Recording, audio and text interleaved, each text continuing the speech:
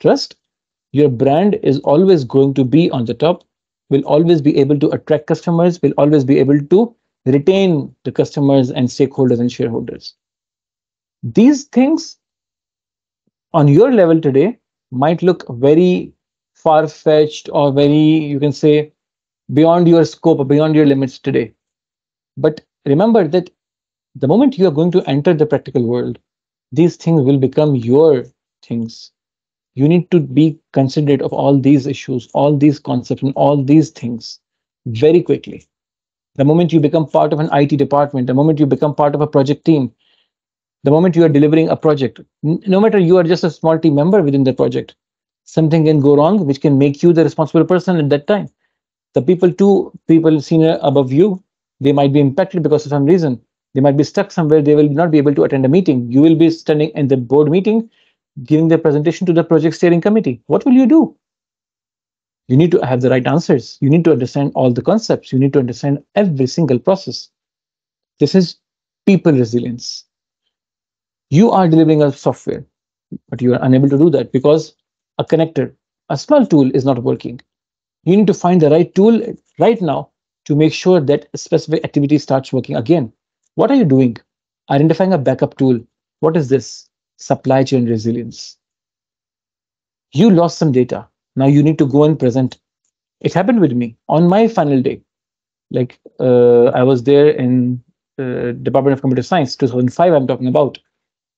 They had, in those days, only 3 or 4 PCs, they had CD drives, the CD-ROMs. Otherwise, you need to bring floppy drives. So I took my project code in 3 different floppy disks. But on that day, all the 3 floppy disks, they did not work.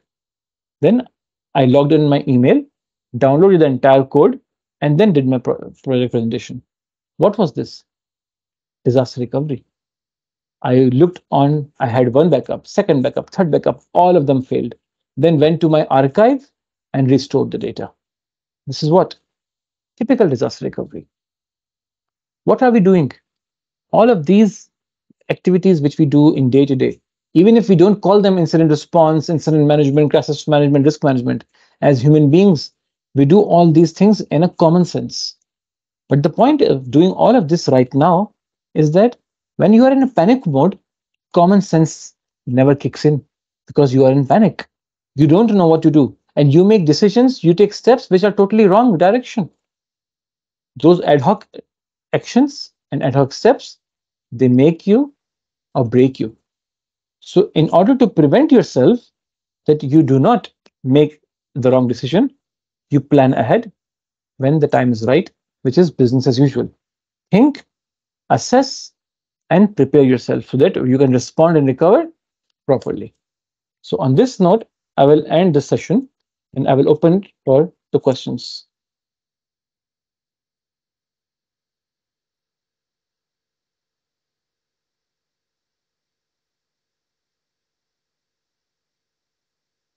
If you can if you have questions, I would encourage if you can open your mic or camera also so that we can have a bit more interactive session.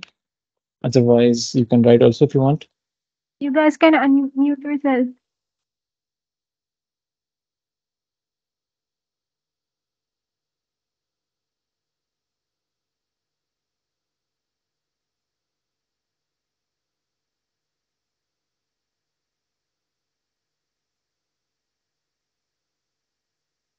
See, I would Excuse me, say, sir.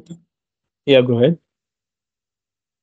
Sir, I have a query about that. I make a project of my final year Vazoo deployment of a SIM solution. Also Mhm. working on a QRadar and Splunk.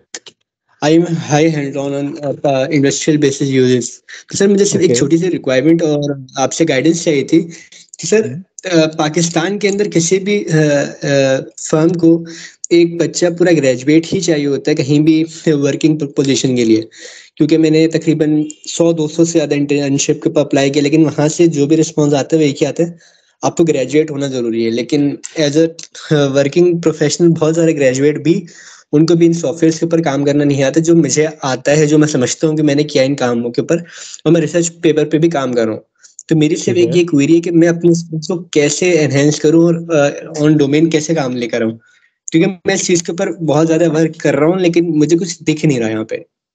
Okay, अब दो चीजें हैं। If you ask me for example, अगर मेरे पास कोई CV आता है, somebody who is still not fully graduated right now and he's applying for internship, right? तो पहली चीज दिमाग में क्या आती है?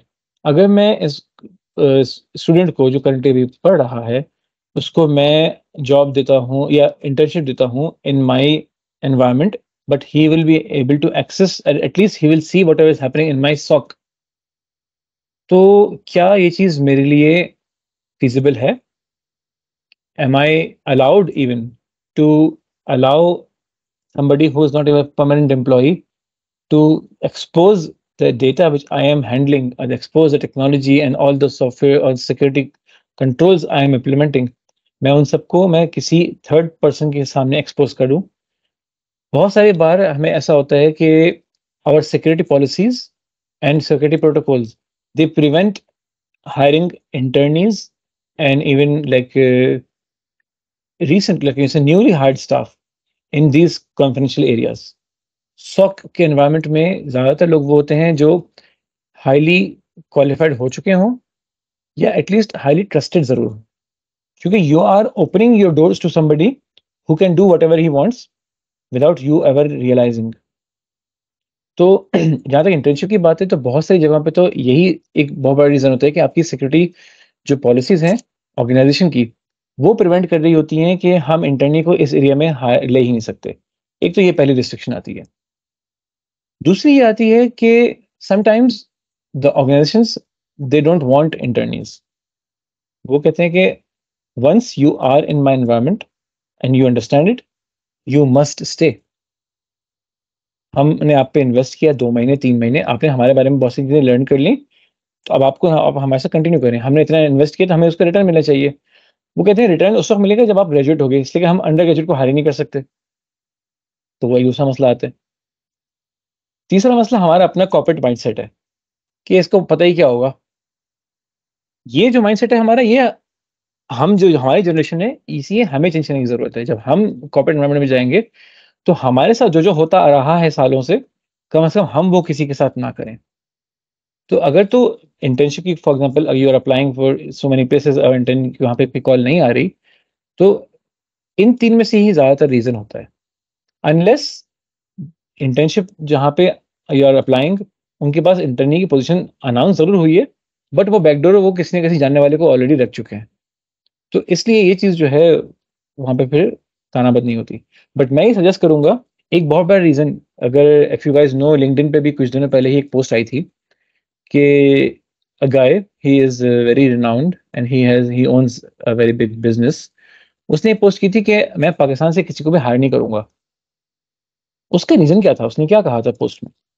उसने कहा था कि हम एक भी कोई पोजीशन के लिए अपॉर्चुनिटी खोलते हैं, पाकिस्तान से हमें 1000 सीवी आ जाते हैं फॉरेन से, और ये चीज़ मेरे साथ भी होती है।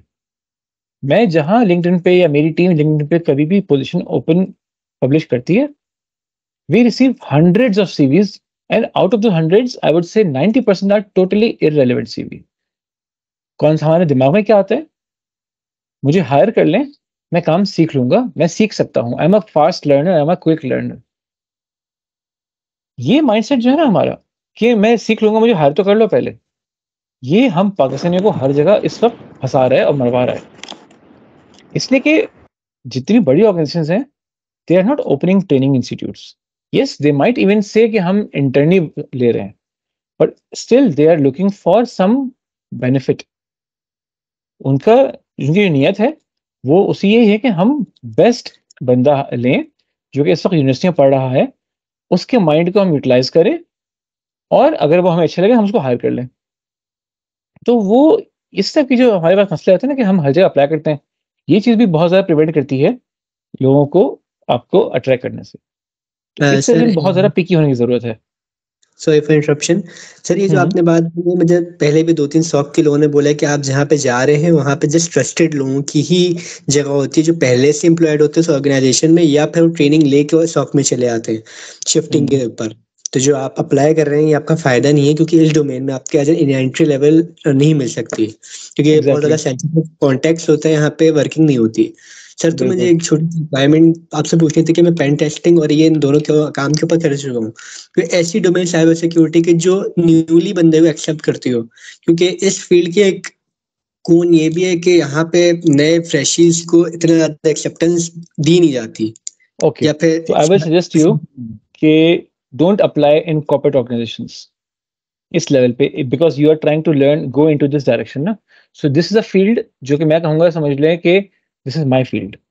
सो if you are going to apply in corporate environment right away, कोई भी नहीं हायर करेगा unless you change your direction. You say कि मैं पहले आईटी ऑपरेशंस में जाऊंगा, कम से कम साल 2 साल वहां लगा के अपना एक ट्रस्ट डेवलप करूंगा, फिर मैं अप्लाई रिक्वेस्ट करूंगा कि मुझे सिक्योरिटी में मूव किया जाए। But that's a long way. सही डायरेक्शन क्या है? Join a consultancy firm. Karachi में अगर आप हैं, ज्वाइन पीडब्ल्यूसी जो कि एफ फर्गूसन है, join Ford Rhodes Sidat Hyder, Ernst and Young, join KPMG Taseer Hadi, या फिर उसका ईवाई का जो लोकल ऑफिस है रैपिड ईवाई के नाम से, या फिर एक्सेंचर, प्रोटिविटी। ये जो कंपनीज हैं, दीज आर द कंपनीज, या फिर रिस्क एसोसिएट्स। इन कंपनीज में जाने का फायदा क्या है? They hire fresh graduates, even trainees like you who are currently studying, and they take you into the projects where they are working for the multinational companies. कभी भी एमसीबी में, हबीब bank में, इन तमाम बड़े बैंक्स में, स्टेट बैंक में, या फिर आप बोलो कि मुझे आईसीआई में जॉब चाहिए, मुझे पीएसओ में, शेल में, इन सब में जॉब चाहिए, कभी इसमें जॉब नहीं मिलेगी। आपको जॉब मिलेगी उस वक्त जब उनको कहीं से रेफरेंस मिलेगा कि इस बंदे की रेपुटेशन अच्छी है, इसका नाम अच्छा है, तो वो आपको जरूर हायर करेंगे जब आप अप्लाई करोगे। ये बनेगा कैसे? ये बनेगा उस वक्त when you start working in a firm, in a consultancy और एडवाइजरी फर्म। उनके साथ काम करना शुरू करो।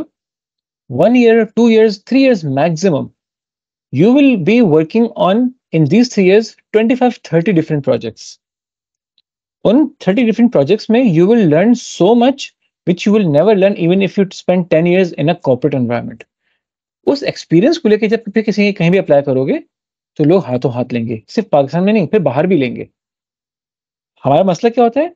जैसे as you mentioned that you know क्यूरेडार, you have worked on SIM solution, you have worked on penetration testing, vulnerability assessment, so you may know completely everything. You know uh, penetration testing properly, you know all the tools, you tools use करने आते हैं, concept भी पता है, but अभी तक किसी practical environment में काम नहीं किया। सर कह रहे हैं काफी अच्छा, सारी कहाँ पे किया? कंपनीज के जीएस के अंदर जो उनके डायरेक्टर्स हैं उनके साथ कोलैब करके मैंने उनकी ट्रैफिक के ऊपर भी काम किया है, क्यूरेडार के ठीक अंदर है। रिसेंटली इम्प्लीमेंटेशन हुए। बट सो वही बात इट आ वाज जाती है पार्ट कि ऑफ लाइक फ्रीलांस काम किया था या किसी के साथ एसोसिएट किया था, किसी कंपनी के मेरे साथ? कुलीग थे तो उन्होंने बोला था कि हम काम कर रहे हैं, आ जाओ हमारे साथ। इसलिए कि जो आप वैसे डैशबोर्ड मैनेजमेंट करते हैं उसके अंदर आपको आईपीएस की जरूरत पड़ती है, और बिल्कुल, जब ट्रैफिक होता है तो आपको वो आईपीएस चाहिए होती है जो लाइव आईपीएस, जो आपको अपनी आईपीएस से वहाँ पे ट्रैफिक नहीं मिल सकता, तो वो सारी एग्जैक्टली। लाइव आईपीएस तो उसके पास काम वाम हुआ। तो इन शॉर्ट ये कि उस पर भी काम किया, लेकिन आप सही बोल रहे हैं इस चीज के ऊपर के मेक अ मैप जहाँ पे आपका ज्यादा एक्सपीरियंस हो। कौन सा ये बिल्कुल, कंसल्टेंसी की काफी ज्यादा मुझे पहले भी बोले हैं। तो मैं तो ये रिकमेंड करूंगा बेस्ट, अगर कराची में है तो कराची में अगर ज्वाइन एफ फर्गूसन पीडब्ल्यूसी, या फिर अर्नस्ट एंड यंग। इन दो में अपॉर्चुनिटीज भी अच्छी हैं, और सबसे बड़ा फायदा ये होता है कि the moment you associate with them, they send you for different projects to Dubai, Abu Dhabi, Saudi. यहाँ पे इनके बहुत सारे प्रोजेक्ट्स होते हैं जिसपे ये ऑन लोन स्टाफ को वहां से बुलाते हैं, 3 महीने काम करवाते हैं, फिर चले जाते हैं। मेरा भी जब मैंने डिलॉयट में कराची में काम शुरू किया था, सो दिसंबर 2007 में मैंने ज्वाइन किया बिल्कुल जूनियर मोस्ट लेवल पे, और जनवरी 2009 में उन्होंने मुझे 2 मंथ्स के लिए सऊदी भेज दिया। वहां पे I was working with 2 different people, and I work in 2 months on 8 different projects। वो कुछ जो मैंने उन 2 महीने में सीखा, वो ज्यादा था जो मैंने 2 साल में उससे पहले कराची में सीखा था। मैं वापस आया, I was a very different person, क्योंकि मैंने वहां पे 2 चीजें सीखी, टेक्निकल चीजें, और उन 2 महीने में मैंने जो अपनी कम्युनिकेशन स्किल्स बेहतर की और अपने आप को मैनेज किया, क्योंकि हम ये चीजें पाकिस्तान में नहीं सीखते। उसके बाद क्या हुआ, 6 महीने 7 महीने मैंने कराची में काम किया मजीद, फिर उन्होंने मुझे अगेन दुबई भेजा. I work in Dubai, Abu Dhabi, Sharjah, रासल Khaima, Fujairah, 5 states में. सिर्फ 2 महीने में मैंने 13 क्लाइंट किए. क्या काम था? कुछ खास नहीं. But you are performing repetitive work across all different environments. But each and every single environment was different. उस मजीद 2 महीने में मुझे जो एक्सपीरियंस मिला, that was amazing, invaluable experience. तो अपने आप को किसी फर्म से एसोसिएट करें, उससे फायदा होगा कि you will be working on multiple different projects, you will learn very different environments, you will learn very different management styles, so you will groom yourself technically as well as professionally. एक question आया था text पे, let me read that question first. इसमें I think it was again about blue teaming or red teaming. I would again say for blue teaming or red teaming perspective also, it is better and suggested कि join security firms जो कि security services provide करती हैं. उसमें ये फायदा होगा कि you will be able to learn these concepts from the basics and you will grow very quickly. And once you grow and you get the experience in these areas, you will be able to get jobs in multinationals and corporate environments as well. Okay, certifications. पहली चीज तो ये कि मैं कहूंगा कि certifications are not something very important. Learning is very important. हमारे पास जो भी सीवी आते हैं, हमें एक मैं कहूंगा कि टीचर ने भी और एक आई हैड अ बॉस, उन्होंने मुझे एक बात बहुत अच्छी शुरू में ही बोली थी. CVs will be able to land you on the interview desk only. उसके बाद आपको क्या आता है, असल चीज वही है. मुझे मेरी जब पहली जॉब मिली, वो मेरे लास्ट एग्जाम के अगले दिन मिल गई थी. ना हमारे रिजल्ट आए थे, ना ट्रांसक्रिप्ट मिली थी, ना डिग्री थी, कुछ नहीं था. ना किसी ने मुझसे पूछा मेरी जीपीए कितनी है, ना मुझे किसी ने पूछा कि मैंने क्या क्या पढ़ा है. मुझे एक लैपटॉप दिया, उस पर एक प्रॉब्लम थी, ये सॉल्व कर दो. मुझे 2 घंटे लगे, मैंने वो सॉल्व कर दी. मैंने कहा कल से आ जाओ. मैं कल से पहुंच गया. 2 महीने उन्होंने मुझसे फ्री में काम कराया. सिर्फ मुझे लंच मिलता था और कुछ नहीं, ट्रांसपोर्टेशन भी अपनी, सब कुछ अपना. बट उन 2 महीने में मैंने सब कुछ सीखा.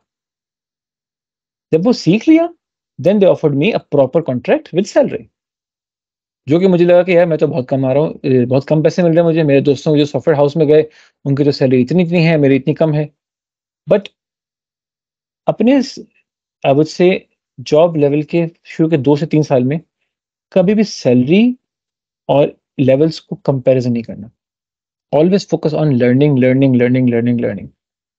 सॉफ्टवेयर हाउसेज में अगर आप जाएंगे, you will be getting bonuses, you'll be getting promotions almost every year, every 2 years. People who are working in network areas, security, उनकी promotions ना होने के बराबर होंगी, उनकी jumps बहुत कम कम होंगी. बट इनकी जंप जब जब होगी, वो बहुत बड़ी बड़ी होगी. तो अपने आप को सर्टिफिकेशन से ज्यादा फोकस करो लर्निंग के ऊपर. Theory plus practical, theory plus practical. But अगर सर्टिफिकेशन करनी है, टेक्निकली बात करनी है, if you are going to limit yourself on specific technologies, तो सिस्को की सर्टिफिकेशंस हैं, CCNP from security perspective, you have Juniper certifications. हर टेक्नोलॉजी की अपनी सर्टिफिकेशन. But if you want to be somebody who is technology independent, तो CISSP, certified information security, information system security professional. CISSP is something which is very renowned and acceptable worldwide. जो CISSP करेगा, इसको वाकई में हर जगह माना जाएगा, क्योंकि वो एक सिंपल थ्योरी बेस्ड एग्जाम नहीं है. उसमें अगर आपने क्लियर किया, means you are proving to everyone कि आपको थ्योरी भी पता है, आपको टेक्निकल चीजें भी पता है, और आपको सिर्फ अपनी किसी लोकल कंपनी या किसी कंट्री का नहीं, आपको ग्लोबली चीजों का पता है. तो CISSP आई वुड से that's a very good certification. उससे पहले I would recommend for people who are not technically who don't want to be in technical cybersecurity, but they want to grow towards cybersecurity governance, yes, cyber GRC overall. So CISM, Certified Information Security Manager. This is offered by ASACA. CISM is something which is going to tell you the concepts and the documentation side and the governance aspects of security, जिसकी basis पे फिर technical teams काम करेंगी. So you will get yourself towards the governance side of it, which will lead you towards becoming cybersecurity manager and in future take leading positions. तो ये है certifications की direction. बाकी सर्टिफिकेशन अगर आप बात करें तो दे आर सो मेनी। अगर किसी ने हैकर बनना है, so you have CEH, Certified Ethical Hacker. It's a very good certification, but you can only do that, or you should only do that, not can, you should only do that if you are somebody who's serious in that area and who is actually hands-on technical, जिसको scripting आती है, programming आती है, tools use करना आते हैं, जो कि वाकई में उससे फायदा लेगा, तो फिर आपके लिए वो चीज़ बेहतर है। सिर्फ सर्टिफिकेशन कर ली नहीं क्योंकि कहीं से ऑफर हो रही है या कहीं डिस्काउंट मिला है मुझे, मैंने सर्टिफिकेशन कर ली, बट मैंने उसकी जॉब नहीं करनी, या मैं सीखूंगा उस वक्त जब मुझे जॉब मिल जाएगी, तो फिर वो कभी भी फायदेमंद नहीं होगी। So that's my advice.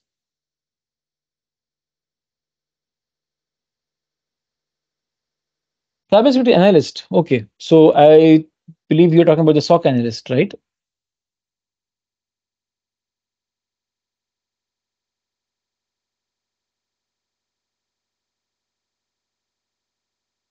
This is talking about SOC analyst, means specific security operations side, yeah, overall cybersecurity.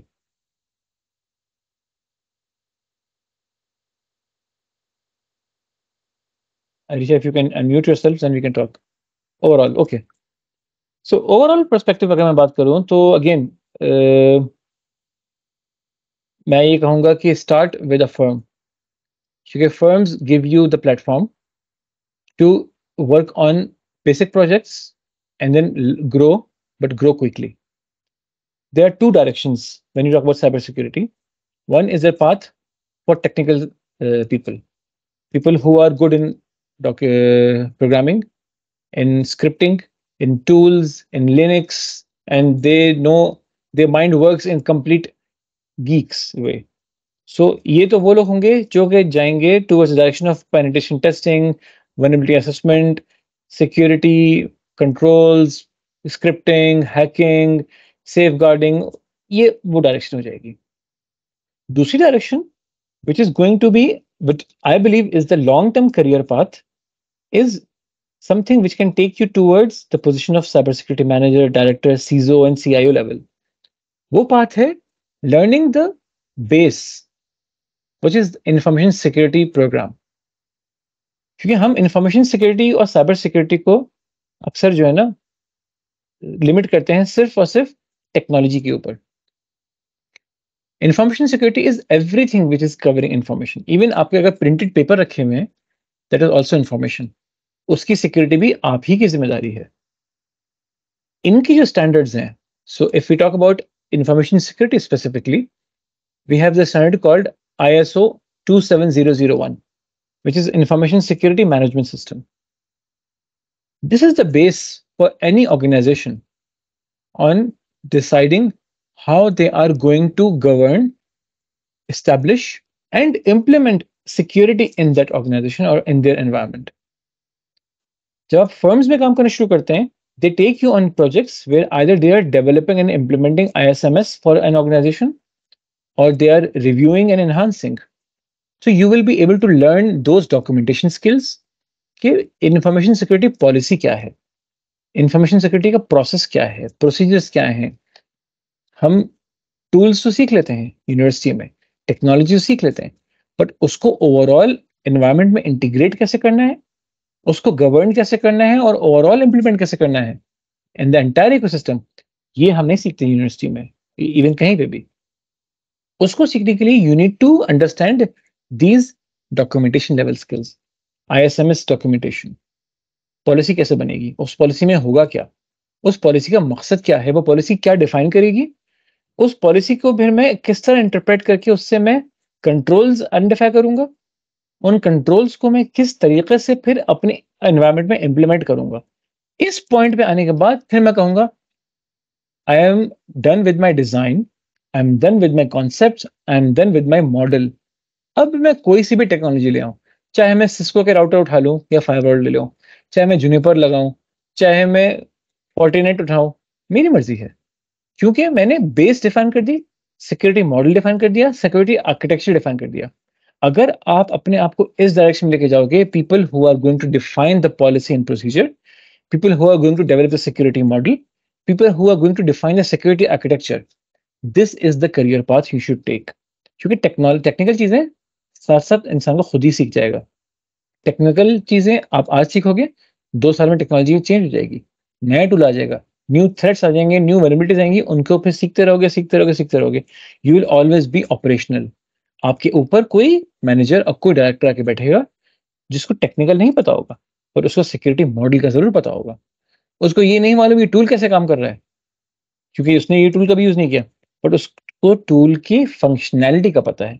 So differentiate between the functional aspects and technical aspects. If you take the direction of security from a functional perspective, be the functional analyst, somebody who understands how to write the policy, process, and procedure. You will be able to get the career path you are looking for, inshallah.